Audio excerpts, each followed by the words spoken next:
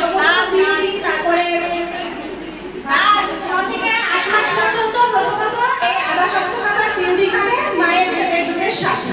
মায়ের পেটের দুধ তো খাবে, বাচ্চাদের সাথে সাথে এই সাপ্লিমেন্টারি নিউট্রিশনটা তাদের জন্য দিতে হবে।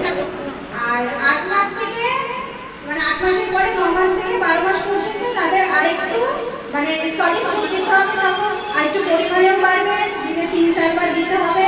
তখন খিচুড়ি, ডাল চালের খিচুড়ি, তার সাথে সবজি, ব্রকলি, আলু, গাজর, কুমড়ো এগুলো দেওয়া যাবে, বিনস, আর তার সাথে ডিম সেদ্ধ করে দেওয়া যাবে, বিভিন্ন ধরনের ডাল দিয়ে খিচুড়ি করা যাবে। বাচ্চাদের এইসব সাপ্লিমেন্টারি নিউট্রিশনটা দিতে হবে।